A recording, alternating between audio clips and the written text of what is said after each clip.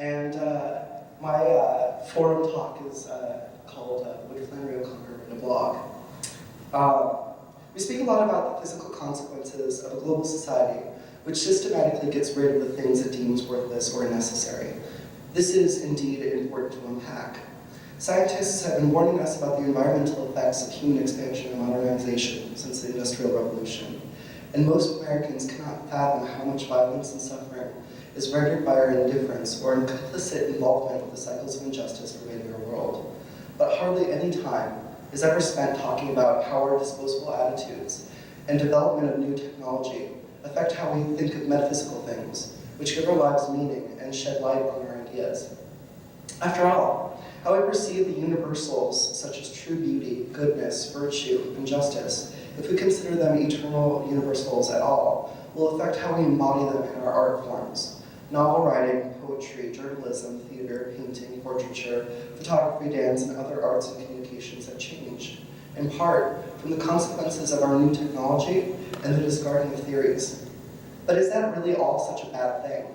Whenever we hear about the sophistication of technology, the words advancement and progression are not far offhand. It is impossible to deny the positive effects that technological change has given us in the past 50 years. The internet, devised as a means of connecting the human family together, is now widely available on our machines, and it is almost impossible to disconnect from the network of widening abilities. I don't need to mention how many things you can do on an e-book reader alone. Who knew that people would want to play Angry Birds while reading an edition of Pride and Prejudice? I believe the many options, as distracting as they can be, also allow us to experience the utter democratization of creating art forms at the expense of more traditional methods. Think of how easy it is for a person to capture a moment, like a beautiful sunset in a vista, with their iPhone, and manipulate said picture with a plethora of filters and techniques with just a simple click of a button. Not even considering that they might go home and download the picture on Photoshop and play around with it there. 30 years ago, a professional would have needed a special camera and expensive equipment to do what one person now does on a cell phone. That's amazing. Art is everywhere, and ordinary people are participating in it. Think of dance mobs, for example, or listen to this clip. In it, Eric Whitacre, famous for his immaculate choral compositions, conducts a choir of 185 singers from 12 different countries via the internet. He pre-recorded his directions from memory, and then sent that video out onto YouTube where hundreds of singers recorded their voice, and sent him videos of their parts. He then synced them together and released this rendition of his Lux Orlingua. Isn't it beautiful? In an introductory video, Whitacre remarked that, quote, "For me, singing together and making music together is a fundamental human experience, and I love the idea that technology can bring people from all over the world and get people to participate in this transcending experience." I should mention that none of the singers actually met each other in the creation of the piece. This, of course, is nothing new. YouTube sponsored a worldwide contest in 2011 calling young musicians to post audition tapes on the website in order to be judged to participate in the YouTube Symphonic Orchestra, which played at Sydney Opera House. Clearly, our access to the internet and technology affects our participation in art. In my own field, the presence and even dominance of the internet upon our craft is undeniable. These days, anyone can be a writer so long as they have the will to write and access to a keyboard and a Wi-Fi connection. A writer can now publish ebook versions of their work independently of a publisher, which also means independent of that traditional editorial process that might have muted or squelched their voice. In the realm of news and essay writing, I know firsthand how easy it is to submit an opinion piece for online publication. I've written several about Catholicism and queer identity. They are formulated almost as quickly as the news comes out. And if you can't get your articles approved by one of the burgeoning indie publications, you still have the option of creating your own. Take a website design class, and the options for online journalism are endless. Hell, some blog sites even have made the creation aspect simple and painless. Pick from the economy pack of blog templates and you're ready to go. Such convenience and innovation might tempt you to believe that this growing culture of autonomy is a good thing. Artists like Whitacre, or me, benefit from our expansion in communication and technology. One might even argue from a Catholic perspective that we need to continue expanding on our technology because it extends our ability to connect to one another aesthetically, contributing to the common good, and therefore supporting community flourishment. Perish that thought. If you believe this, then I'm afraid you have moved over to the dark side of the Force. Uninhibited internet connection and communication, as well as technological growth, says nothing for an increase in critical engagement. We are assuming that if we give artists greater freedom and bigger tools, they will somehow be able to produce more masterpieces. And this simply is not true. It is not how art works, because it says nothing for the value of talent. And here's where I get to Flannery. Yeah. I love her. In a posthumous collection of essays, Mystery and Manners, Flannery O'Connor once wrote that, quote, "The ability to create life with words is essentially a gift. If you have it in the first place, you can develop it. If you don't have it, you might as well forget it." I think this sentiment goes for the entire artistic world. Anyone with an acoustic guitar can compose a gritty song that means something to someone. Few have the ability to combine the learned technique and raw ability to capture life within a moment. The same goes for the kid with the iPhone. They can take the picture of the gorgeous vista, but very few have the eye to capture the truth in photography, especially if they're photojournalists. O'Connor goes on to write that there is no excuse for anyone to write fiction for public consumption unless he has been called to do so by the presence of a gift. It is the nature of fiction not to be good for much unless it is good in of itself. A gift of any kind is a considerable responsibility. It is mystery in itself, something gratuitous and wholly undeserved, something whose real uses will probably always be hidden from us. She also says that art is a virtue of practical intellect, and the practice of any virtue demands a certain asceticism and a very definite leaving behind of the ego. But many artists are entirely ego. They are inspired by ulterior motives. She says, they want to write about problems, not people, or abstract issues, not concrete situations. They have an idea or a feeling or an overflowing ego, or they want to be a writer, capitalist, or they want to give their wisdom to the world in a simple enough way for the world to be able to absorb it. We must know that this simply isn't good enough. These types of counter-advices should move on, for fiction is about everything human, and we are made out of dust. And if you scorn getting yourself dusty, then you shouldn't try to write fiction. It's not a grand enough job for you. She's harsh. I like that. We're tacitly encouraging people through the widespread availability of media outlets that they have a right to express themselves, creatively or otherwise, in the public sphere. Forget honing your skills. The gratification you want is available around the clock online.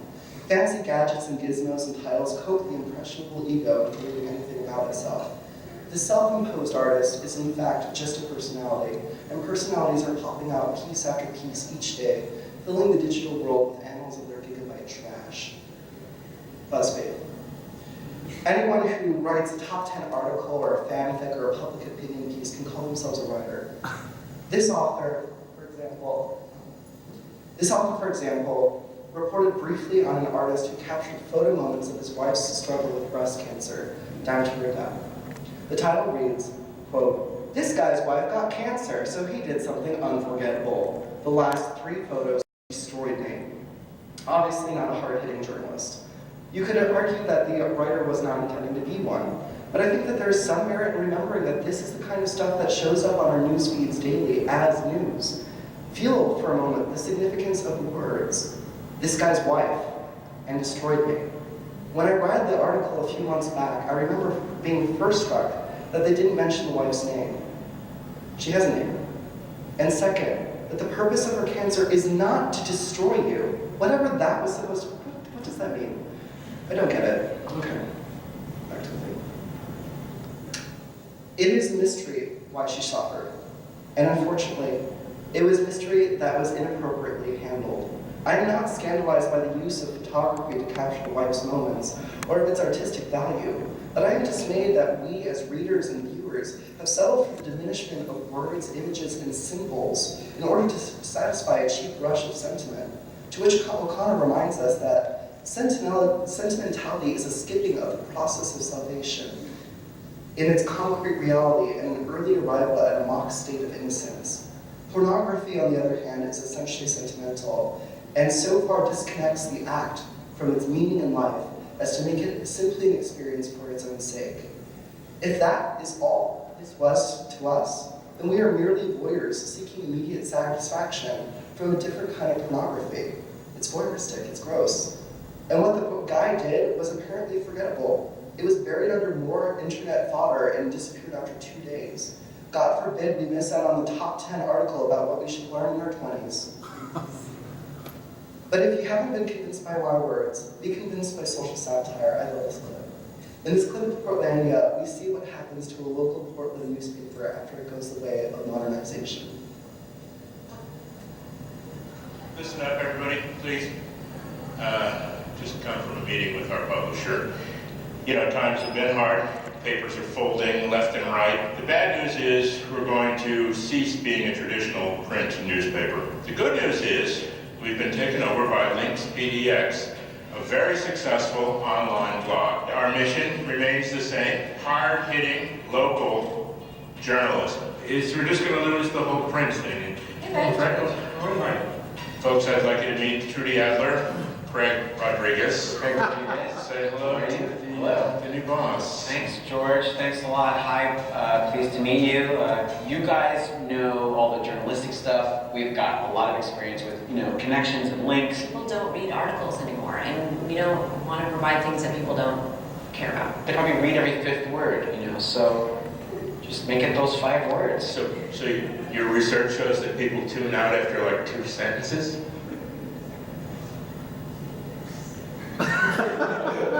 Okay, well, just stay on it. Okay. George. Hey, What's up? How are you? Okay. you're busy? We're working. No, the staff and I have got a strong suspicion that our mayor is an energy hog. If it was just that story, what would the comments be? Boring. A comment would be like, he looks like a dick, D-I-K. To the commenter number 1, you're an idiot. Obviously, you live somewhere else like the South. And whatever. And then you need one smart guy kind of like, well, technically, I've worked in the military before. You're the one who's wrong because the one person's like, why can't people be nice? And like a frowny face, then... We lose some of the substance of the story if you... I mean, the site's called Links PDX. We don't actually have articles. We have links to other Think articles. yourself less of a journalist. It's more of a link list. But we could still write stories. In your free time, you can write all the stories you want. I'm going to give you a pitch. Okay. How about stars with no makeup? Maybe Charlize Theron? I could look into that. Thank you. You need to entice them with nip slopes. Side boobs. Also, there's something beyond side boob now, which is bottom cleavage. If a woman's just wearing a really short shirt and the cleavage is actually underneath. I'm not so sure that I'm cut out for this. Top 10 shaved heads. Top 10 shaved heads. I start with Charlize Theron.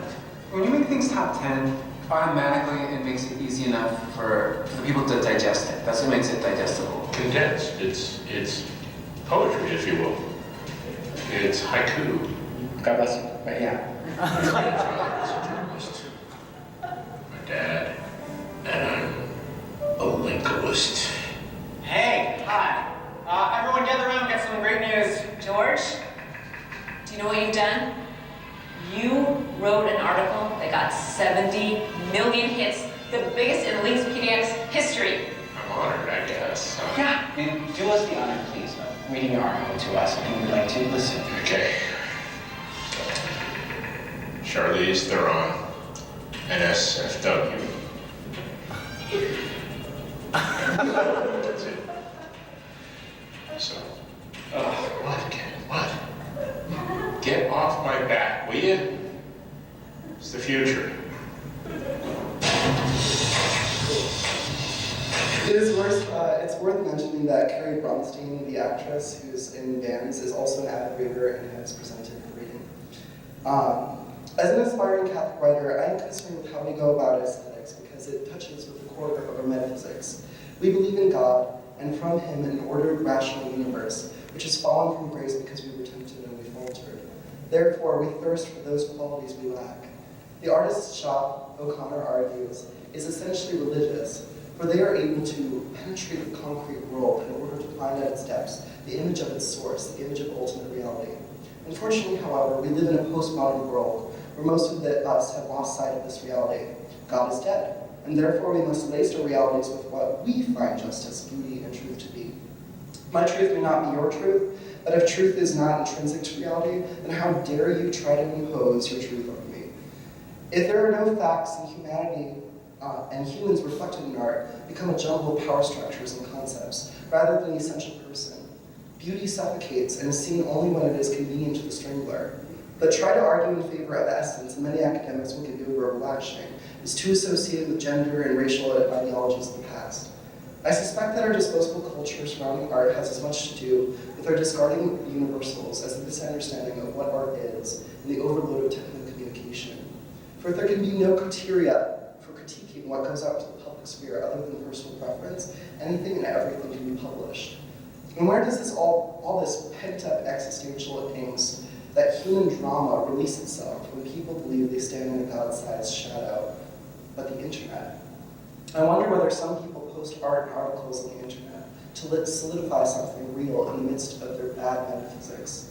But this is just merely an educated guess. In any case, to move forward in an artistic spirit of renewal, I believe we must ask ourselves difficult questions. What do we lack when we throw away our belief in intrinsic qualities such as beauty? Can we truly believe in essence without the baggage from the past? What do we throw away when we disestablish the old methods of creating art and message? What about artistic innovation helps us get at the grist of what life is? What really rings true and good in art in the midst of our digital age? I don't think I have the aptitude to answer the question alone, but I think that the Catholic artist and the religious person have tools to be able to broach them. For we hold traditions of withdrawing from the world and contemplating. Henry Nouwen wrote in his book that, quote, solitude is the furnace of transformation. Without solitude, we remain victims of our society and continue to be entangled in the illusions of the false self. Jesus withdrew from the public when he needed time to meditate. We see many Christian artists avoiding high-tech rat race in order to engage in oral cultures, letter writing, and journaling instead of blogging but having the journey. This return to the roots method is surely needed for greater authenticity that centers us. Meanwhile, Jesus also went to the margins to create the sinner in the midst of their situation.